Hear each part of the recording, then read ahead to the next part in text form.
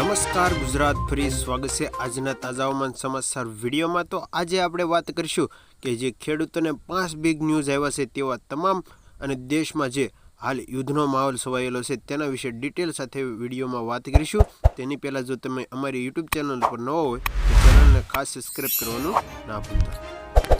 તો મિત્રો આજના પ્રથમ સમાચાર વિશે વાત કરીએ તો ભારત ઉપર રાંધણ ગેસના મોટું સંકટ તોળાઈ રહ્યું છે, કારણ કે ભારત પાસે કેટલા દિવસનો રસોઈનો ગેસ છે એટલે કે એલપીજી સિલિન્ડર છે તેના ઉપર સૌથી મોટા અત્યારે સમાચાર સામે આવી રહ્યા છે, કારણ કે વિશ્વભરની અંદર જે યુદ્ધ ચાલી રહ્યા છે આ યુદ્ધની અસર ભારતના રસોઈ ગેસના જથ્થા ઉપર પડી રહી છે, કારણ કે રસોઈ ગેસનો જથ્થો મિત્રો ભારત બહારથી આયાત કરે છે। ભારતમાં મિત્રો જે છે તે આ ગેસ મળતો નથી, જેમાંથી 80% જેટલો ગેસ જે છે તે મિત્રો અંદાજિત જે છે તે ઈરાન બાજુથી લાવવામાં આવે છે તેવો કેટલાક અહેવાલ સામે આવ્યા છે અને તે રસ્તા અત્યારે રોકી દેવામાં આવ્યા છે, જેથી ભારત ઉપર રસોઈ ગેસનું સંકટ બની રહ્યું છે તેવા સમાચાર આવી રહ્યા છે। તેના વિશે વાત કરીએ તો પશ્ચિમ એશિયામાં અત્યારે વધતા જતા યુદ્ધ અને સંઘર્ષને કારણે આગામી અઠવાડિયામાં ભારતમાં રસોઈ ગેસની અછતનું જોખમ વધી રહ્યું છે। આની શું અસર પડશે વિસ્તારથી તમને સમજાવું તો મિત્રો દર મહિનાની 1 તારીખે સરકાર રાંધણ ગેસનો જથ્થો બહાર પાડે છે।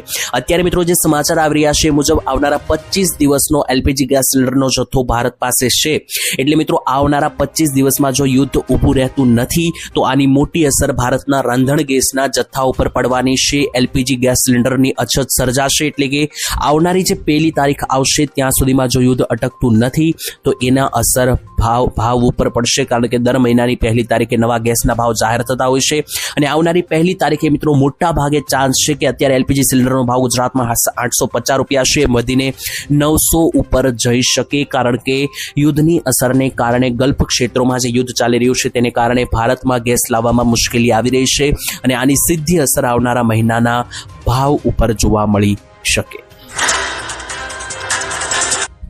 ત્યાર પછીના મહત્વના સમાચાર જોઈએ તો વર્ષ 2026નું પહેલું વાવાઝોડું ગુજરાતમાં મચાવશે તાંડવ, કરવામાં આવી છે સૌથી મોટી આગાહી। તો મિત્રો હોળીની ઝાડ ઉપરથી જે 2-3 નવી આગાહીઓ દર્શાવવામાં આવી છે તેના વિશે વિસ્તારથી વાત કરીએ તો મિત્રો વાવાઝોડું તાંડવ મચાવી શકે આવનારા સમયની અંદર ગુજરાત રાજ્યની અંદર, અને માત્ર હવામાનને જ લઈને નહીં પરંતુ મિત્રો નોકરી ધંધા અને વ્યાપારને લઈને પણ હોળીની ઝાડ ઉપરથી જે આગાહી દર્શાવવામાં આવી છે તે ગુજરાત માટે ખૂબ જ ચિંતાજનક સામે આવી રહી છે, કારણ કે હવામાનની દ્રષ્ટિએ આ વર્ષે સારું જશે તેવી આગાહી કરવામાં આવી છે નિષ્ણાંતો તરફથી।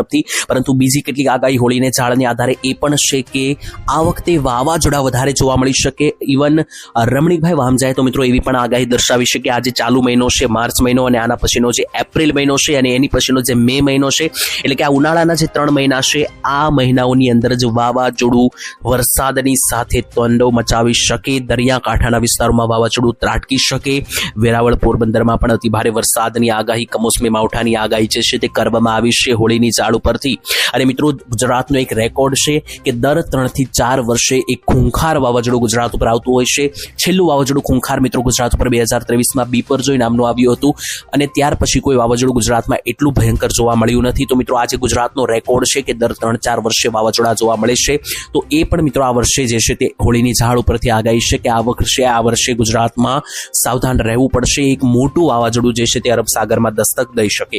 અને બીજા નંબરે હોળીની ઝાડ ઉપરથી નોકરી ધંધા અને વ્યવસાયને લઈને પણ આગાહી કરવામાં આવી છે કે ઓગસ્ટ મહિના સુધીમાં એટલે કે શ્રાવણ મહિના સુધીમાં ગુજરાતમાં નોકરી ધંધામાં ભારે નુકસાની જઈ શકે, મંદીનો દોર આવી શકે અને અત્યારે જે યુદ્ધની પરિસ્થિતિ છે એ જોતા આ આગમવાણી સાચી પણ પડશે તેવું લાગી રહ્યું છે।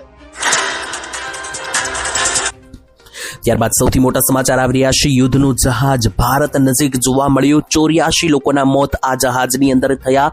ત્યારે મિત્રો તમે જાણો છો કે અત્યારે જે યુદ્ધની પરિસ્થિતિ છે એની અંદર 8 થી 9 દેશ સંપડાયેલા છે। કયા દેશ છે તો એક તરફ અમેરિકા, ઇઝરાયલ છે, બીજી બાજુ ઈરાન, ઓમાન, કતાર, કુવૈત અને આસપાસના મિત્રો જે લેબેનન લાગુના, ઈરાક લાગુના અને જે સાઉદી અરેબિયા, દુબઈ લાગુના જે મિત્રો દેશો છે આ બધા જ અરબ દેશો મિત્રો અત્યારે યુદ્ધમાં સંપડાયેલા છે।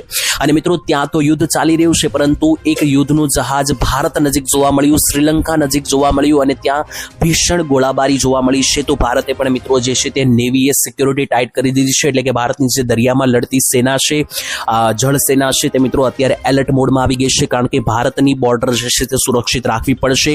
યુદ્ધની અસરો ભારતમાં પણ હવે જોવા મળી શકે, કારણ કે ખામેનીની હત્યા થઈ ઈરાનમાં, ત્યાર પછી ઈરાન બોખલાઈ ચૂક્યું છે અને ઈરાન મિત્રો આડેધડ ગમે તે દેશો પર હુમલો મચાવી રહ્યું છે. ત્યારે હિન્દ મહાસાગરની અંદર ઈરાનનું જહાજ યુદ્ધનું આવ્યું હતું અને ત્યાં હુમલો કરીને તેને ડૂબાડી દેવામાં આવ્યું. પ્રધાનમંત્રી મોદીએ મિત્રો જે છે તે એક વિદાય આપી અને ત્યાર પછી મિત્રો જે ઈરાનનો આ વિનાશ શરૂ થયો, ઇઝરાયેલે જણાવ્યું ત્યારે મિત્રો એટેક કર્યો. ત્યારે મિત્રો આ જે સમાચાર છે તમને ના સમજાય તો મિત્રો આજે ભયાનક હુમલો થયો તેનો વિડીયો સામે આવ્યો છે, તેના ફોટા બાજુમાં તમે જોઈ શકો. આ જે હુમલો થયો તેમાં યુદ્ધ જહાજ જે છે તેની ઉપર હુમલો થયો, 84 લોકોના મૃત્યુ થયા. ભારત અને શ્રીલંકા નજીક ઈરાનનું આ જહાજ આવ્યું હતું લડાઈ માટે અને મિત્રો જે છે તે આ ઘટના જોવા મળી છે. આનાથી ભારતીય નેવી હવે એલર્ટમાં આવી ગઈ છે, એટલે કે જળ સેના પણ હવે ભારતની બોર્ડર સામે જે છે તૈનાત કરી દેવામાં આવી શકે, કારણ કે આ યુદ્ધની કોઈ પણ અસર ભારતમાં ના જોવા મળે તે માટે જે છે તે લગાતાર તૈયારીઓ હાથ ધરવામાં આવી. ત્યાર પછીના સૌથી મોટા સમાચાર વિશે વાત કરીએ તો રેશન કાર્ડમાં મફત અનાજની સાથે હવે રૂપિયા પણ આપવામાં આવશે. જે મિત્રો રેશન કાર્ડ ધારકો ગુજરાતમાં લાખો છે, ભારતમાં કરોડો છે અને રેશન કાર્ડ ઉપર સરકાર જે છે તે મિત્રો મફત અનાજ આપે છે, મફત તેલ પણ મિત્રો ઘણી વખત સિઝન ઉપર આપતી હોય છે. ત્યારે હવે એ પરિસ્થિતિમાં હવે મફત રૂપિયા પણ આપવામાં આવશે કે જેનાથી મિત્રો બીજી સહાય પણ મળી શકે, આર્થિક સહાય પણ રેશન કાર્ડ ધારકોને મળી શકે. આ માટે રેશન કાર્ડ ધારકો માટે સરકાર આગામી તહેવારોને લઈને મહત્વપૂર્ણ નિર્ણય લઈ શકે, જેમાં નાણાકીય મદદ પણ હવે ઉપલબ્ધ થશે. એટલે કે રેશન કાર્ડની અંદર ખાદ્ય પદાર્થોની સાથે દર મહિને 1000 રૂપિયાની સીધી નાણાકીય સહાય પણ પાત્ર પરિવારોના બેંક ખાતામાં જમા થશે. ખાસ કે મિત્રો તહેવારોના સમયગાળા દરમિયાન આ રકમ 1000ની જગ્યાએ 2000 રૂપિયા સુધી પણ વધારી શકાય.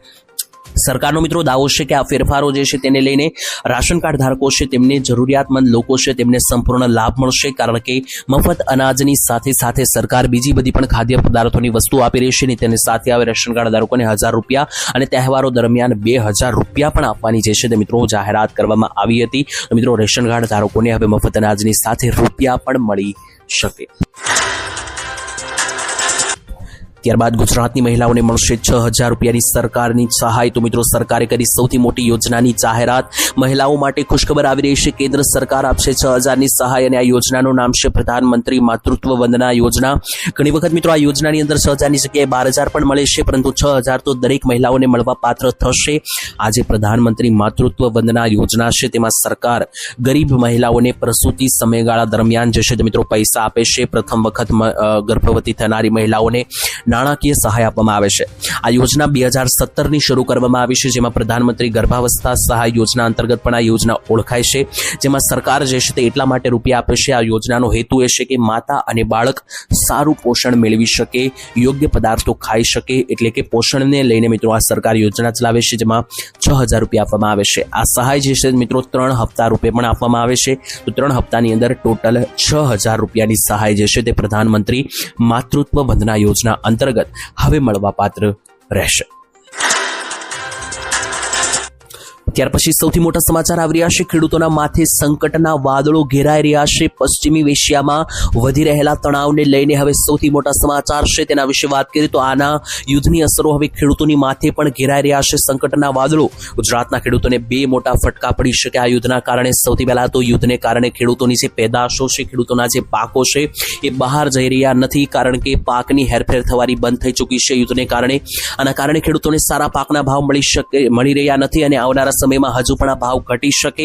અને બીજા નંબરે ખેડૂતોને જે જરૂરી સાધન સામગ્રી વસ્તુ છે એ પણ મળી રહી નથી, જેથી આવનારી સિઝનમાં ખેતી કરવા માટે પણ સૌથી મોટો સવાલ ઊભો થઈ રહ્યો છે. કારણ કે ભારતની અંદર મિત્રો ખેતી કરવા માટે સૌથી જરૂરી વસ્તુ છે ખાતર, અને ખાતરની અછત ખેડૂતો માટે અત્યારે સૌથી મોટા સંકટના વાદળો છે, કારણ કે ખેડૂતોને ખાતરની અછત સર્જાઈ શકે યુદ્ધને કારણે. જો તમને ના ખબર હોય તો મિત્રો જાણી લેજો કે ભારત જે છે તે પોતાની જરૂરિયાતનું ખાતર છે એમાંથી 46% ખાતર એટલે કે અડધું ખાતર એકલા ઓમાન દેશમાંથી લાવે છે, અને ઓમાનની આસપાસ અત્યારે યુદ્ધ ચાલી રહ્યું છે, જેથી ખાતર લાવવું અત્યારે શક્ય નથી. એનાથી મિત્રો સીધી ખાતરની અછત સર્જાઈ શકે. સૌથી પહેલા તો ખાતરના ભાવ ખૂબ જ વધારે વધી શકે, અને ભાવ વધી શકે સાથે જો જથ્થો મિત્રો પૂર્ણ થઈ જાય છે તો ખેતરોની અંદર ખાતરની અછત પણ સર્જાઈ શકે. ખેડૂતોને તો મિત્રો એક સૌથી શું મિત્રો તમે પણ ખેડૂતોના આંદોલન, ખેડૂતોને લગતી યોજના અને તમામ ગુજરાતમાં આવનારી યોજનાની માહિતી મેળવવા માંગતા હોય તો ખાસ આ ચેનલ ઉપર ન હોય તો ચેનલને સબસ્ક્રાઈબ કરીને રાખજો. તો મળીએ કાલે નવા વિડીયો સાથે. જય દ્વારકાધીશ.